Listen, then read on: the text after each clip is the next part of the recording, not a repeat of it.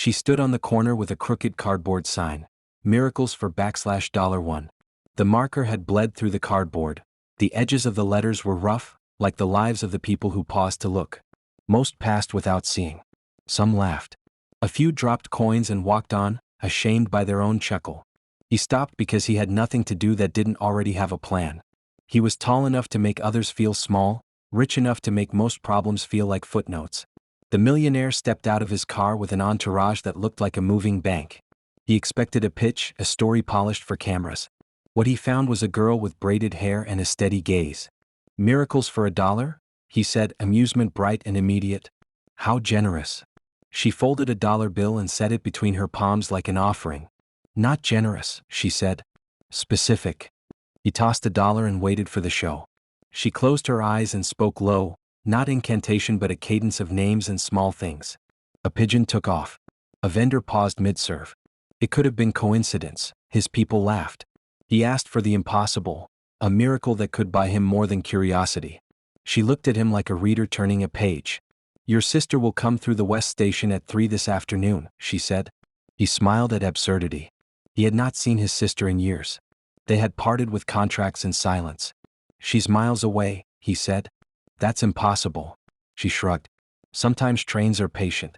Sometimes people change their plans. He left, half mocking, and yet the sentence lodged like a splinter. At 3 he found himself at the West Station, more from habit than hope.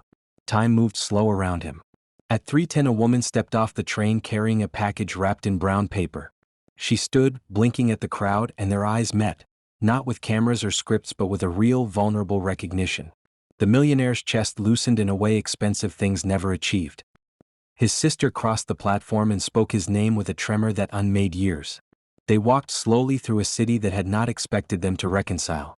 Words surfaced that had been paid with silence for years. Forgiveness did not arrive in one neat package. It arrived as pauses, as small actions, as a willingness to keep trying.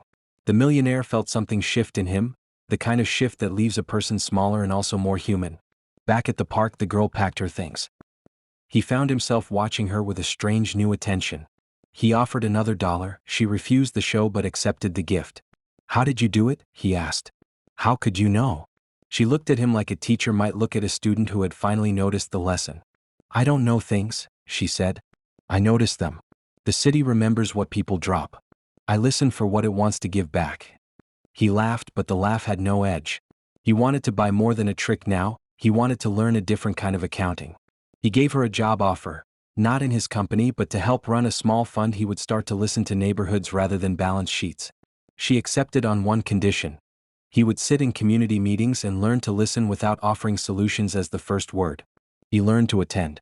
He sat on folding chairs in school basements and listened to teachers, to elders who remembered the city when it had fewer fences.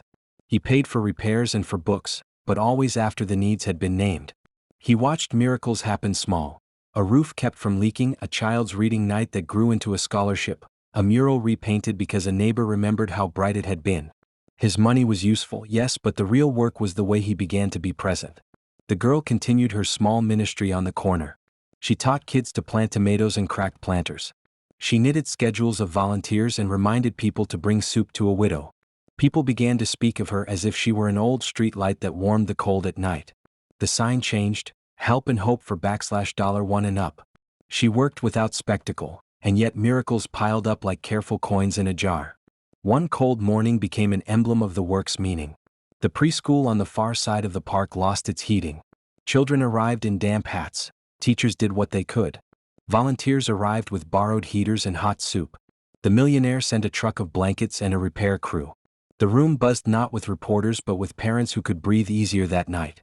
That small rescue, invisible to most news feeds, became a story told at kitchens for months, proof that attention could be more urgent than headlines.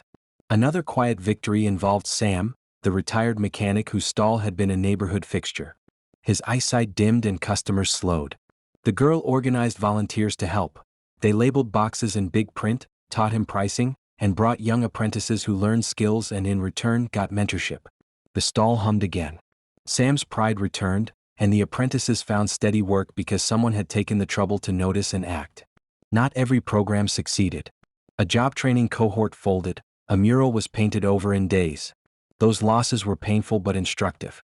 The millionaire's board meetings grew louder with ordinary voices, bakers, teachers, teenage volunteers, and he learned to defend messy, necessary experiments over glossy success reports. He found that failure taught humility and that the work of repair required patience, not press releases.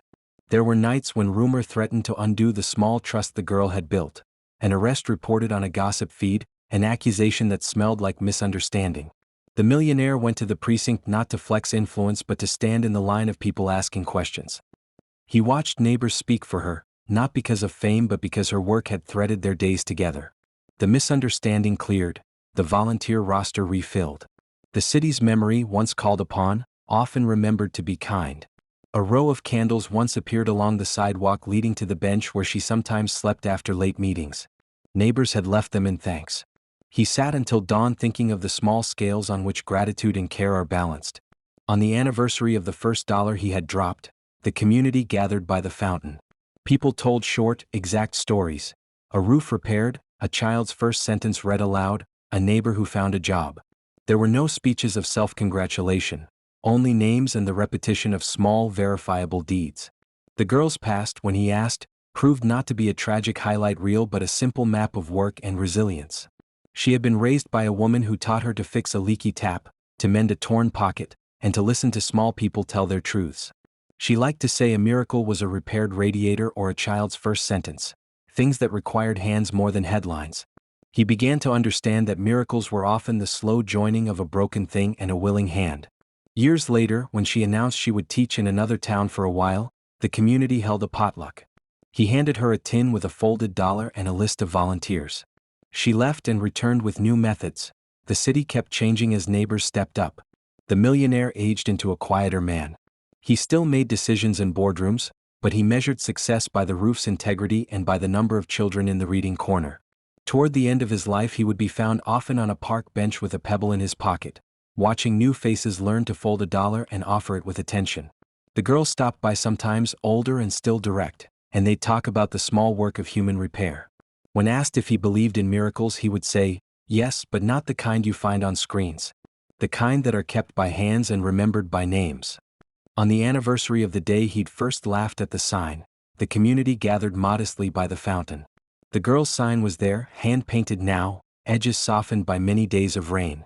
She stood beside him and they listened as people told stories, not grand narratives but the exact, small moments that had made things shift.